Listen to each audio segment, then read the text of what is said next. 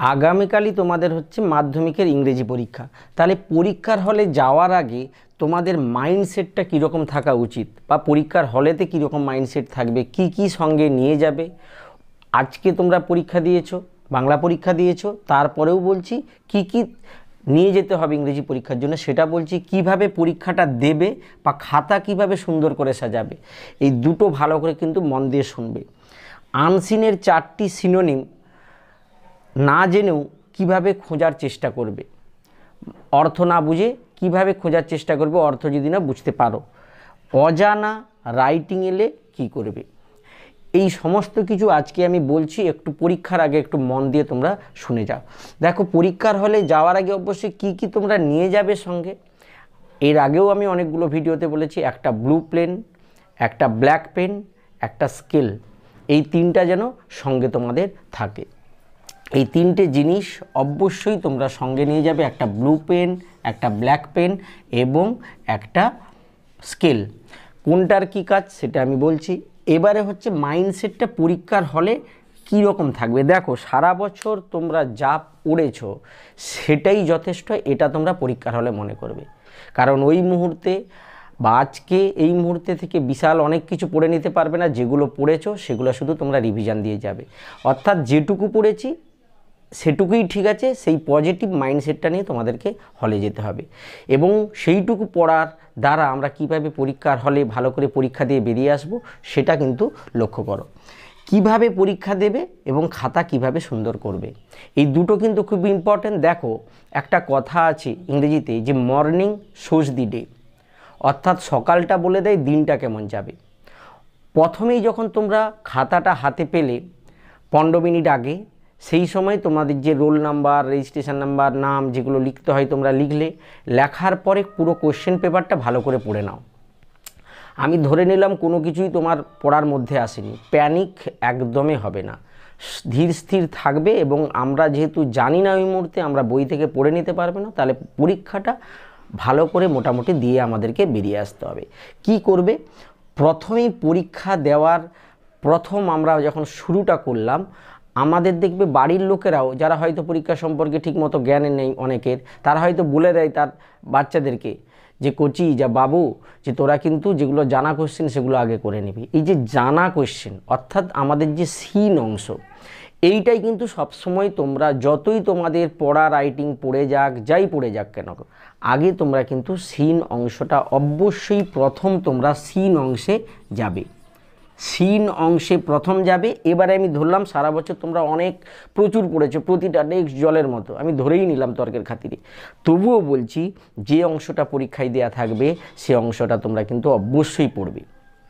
পড়ার পরে যে এমসিকিউগুলো ওইখান থেকে থাকে, তোমরা কি করো, পরীক্ষার হলে তাড়াহুড়োতে সব অপশান পড়ো না, প্রতিটা অপশান পড়বে। পড়ার পরে কিন্তু যেটা ঠিক সেটাই ঠিক দেবে, প্রতিটা অপশান পড়ার পরে যেটা তোমার ঠিক মনে হবে। এইখানে একটা বলি, সাপোজ তোমাদের এমসিকিউকে কীরকম থাকে, এতে, বিতে, সিতে, ডিতে একটা অ্যান্সার থাকে। তোমরা কী করলো, প্রথমটাই মনে হলো ঠিক, দিয়ে টিক চিহ্ন দিয়ে দিলে, দিয়ে আবার একটু দেখতে দেখতে মনে হলো না এটা ডি হতো তো, তাহলে তোমরা কি করছো, এটাকে কেটে এখানে দিচ্ছ। এই জিনিসটা কিন্তু তোমাদেরকে করা চলবে না। পরীক্ষাটা দিতে হবে কীরকম, যে বললাম মর্নিং শোজ দি ডে, তোমার নাম কেউ চিনে না, তোমাকে কেউ চিনে না, তাহলে তোমার হয়ে তুমি কীরকম স্টুডেন্ট সেটা কে দেখাবে, তোমার খাতাটা। অর্থাৎ খাতাটাকে পরিষ্কার পরিচ্ছন্ন সুন্দর করে লিখতে হবে। এই ধরনের জিনিসগুলো যেন না খাতায় কখনো হয়। তাহলে তার জন্য কী করতে হবে, আগে আমাদের এই অংশটাকে ভালো করে পড়তে হবে। যে এমসিকিউ বা যে কোয়েশ্চেনটা দিচ্ছে সেই কোয়েশ্চেনটা ভালো করে আগে পড়ো।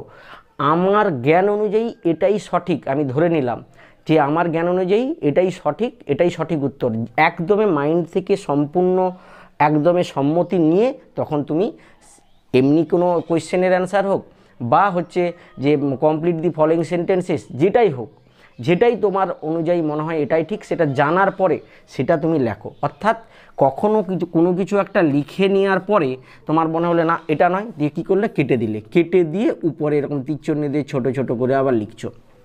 এই জিনিসটা যেন প্রথমেই কখনো হয়। আমি কি বললাম, মর্নিং শোজ দিতে তুমি যদি এটা করো তাহলে কিন্তু পরীক্ষকের মাইন্ডে চলে এলো যে স্টুডেন্টটা জাদা স্টুডেন্ট।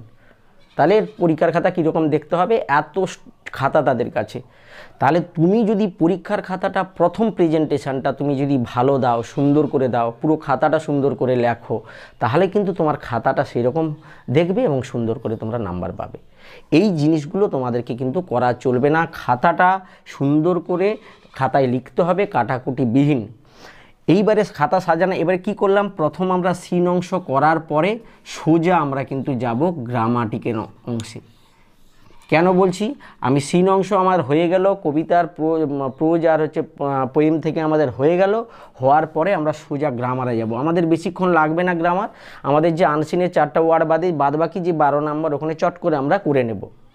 যতটা আমি জানি, যেগুলো জানি আমি করে নেব। এবারে ওইখানে করার সময় বলি, তোমাদের যে ভার্বিয়াল মানে ভার্ব ফর্মস এবং আর্টিকেলস যেই অংশটা থাকুক না কেন, সেই অংশটা কিন্তু অবশ্যই ভালো করে 2-3 বার পড়বে। তারপরে তুমি আর্টিকেল বসাও, প্রিপোজিশন বসাও, ভার্বিয়াল ফর্ম যা বসাও। এইখানে আরেকটা তোমাদেরকে গুরুত্বপূর্ণ কথা বলি, তোমাদের কিন্তু এখন যে মানে গ্রামারের যে ভয়েস চেঞ্জ, ন্যারেশন চেঞ্জ বা আর্টিকেল প্রিপোজিশন বা ভার্বিয়াল মানে ভার্ব ফর্মগুলো, এগুলো কিন্তু টেক্সচুয়াল চলে আসছে। এই জন্যে এবছরের জন্য ভালো করে মন দিয়ে শুনবে, দি passing away of Bapu R hour runway kite, এই দুটো টেক্সট একটু ভালো করে খুঁটিনাটি পড়ে যাবে আর্টিকেল প্রিপোজিশন এবং ভার্বিয়ালের মানে ভার্ব ফর্মের জন্য। যদি ভালো করে পড়ে যাও, ভাগ্য ভালো থাকলে এখান থেকেই তোমরা কোনো একটা পেয়ে যেতে পারো বা দুটাও পেয়ে যেতে পারো, এটা মাথায় রাখবে। তাহলে গ্রামার অংশ করলাম। গ্রামার অংশর পরে পুরো আমরা প্রথমে কোথায় আসবো, রাইটিংয়ে চলে আসবো।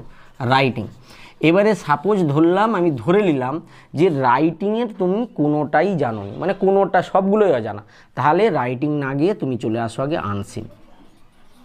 যদি আমি দর্কের খাতিরে ধরে নিলাম যে একটাও তোমাদের রাইটিং পড়েনি আমি, তাহলে আর যদি যাদের মনে হয় যে তোমরা দুটো ভালো করে পারবে, তাহলে সেই দুটো অবশ্যই আগে লিখে নাও। তাহলে লেখার আগে এবারে আমি কেন বলছিলাম, আগে আবার একবার বলে দিই যে আমরা খাতাটা কিভাবে সাজাবো বা কিভাবে লিখবো। এর আগেও অনেকগুলো ভিডিওতে বলেছি, তোমাদেরকে 3টা পেন নিতে বলেছিলাম।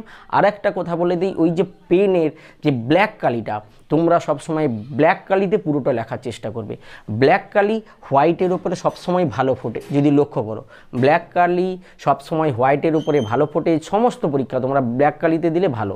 এবারে ব্লু কালিটা কেন আমি বলছিলাম, সাপোজ ধরো এইটা তোমাদের পেজ, যে রাইটিংয়ে তোমরা এই অংশটা তোমরা পেয়েছো, এই অংশটা পেয়েছো, এই অংশটা যে পেয়েছো, এই অংশের একেবারে ধার বরাবর সবগুলো ডবল রুল তোমরা করে নাও। ধার বরাবর একেবারে ডবল রুল, সেটা কোন কালিতে আমি করছি দেখো, ব্লু কালিতে। তাহলে রুলটা তোমরা কি করবে, একদমই ব্লু কালিতে করবে। ব্লু কালিতে করার পরে তোমরা এইখানে ব্ল্যাক কালিতে লেখো, হেডিং করবে ক্যাপিটাল লেটারে, দেখো ব্লুর উপরে ব্লু বর্ডার, তার উপরে ভেতরে লেখা, অর্থাৎ এটাও একটা খাতা সাজানো সুন্দর করে লেখা।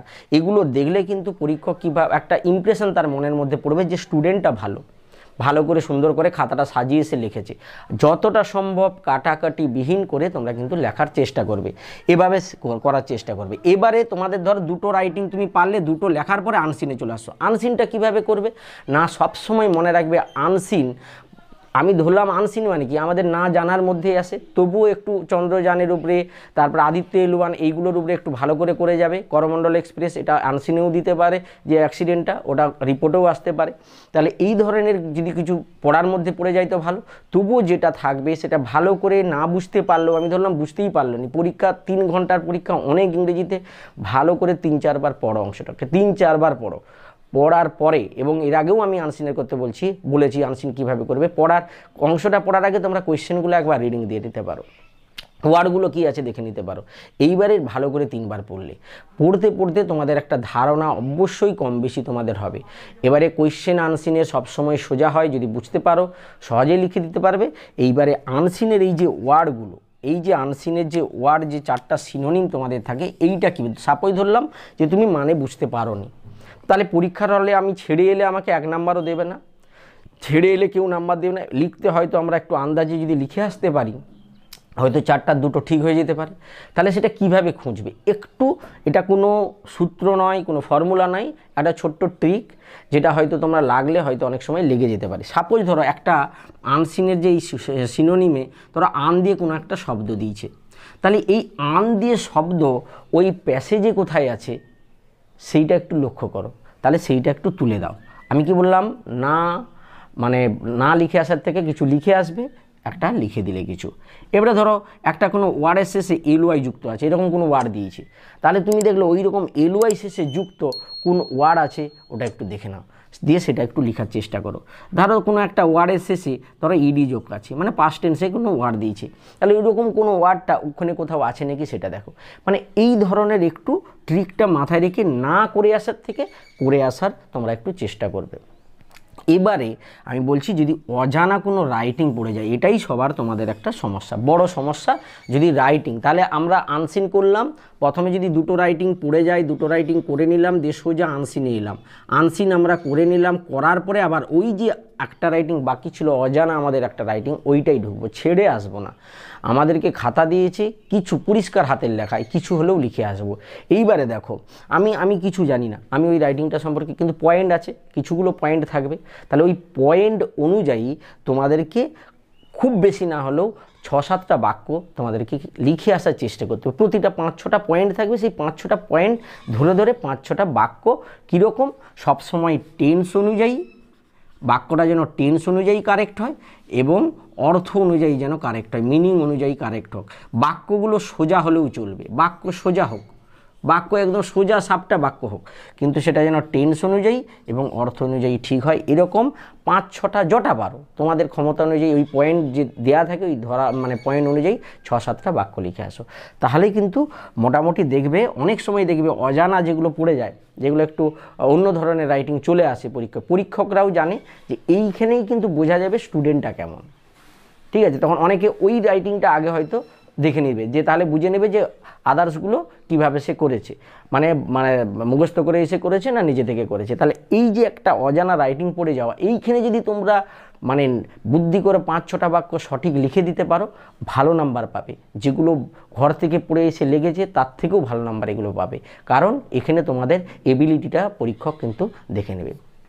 এইভাবে তোমরা পরীক্ষাটাকে পরীক্ষার হলে দিয়ে আসার চেষ্টা করো, ভালোভাবে পরীক্ষা সবাই দাও। Best of luck.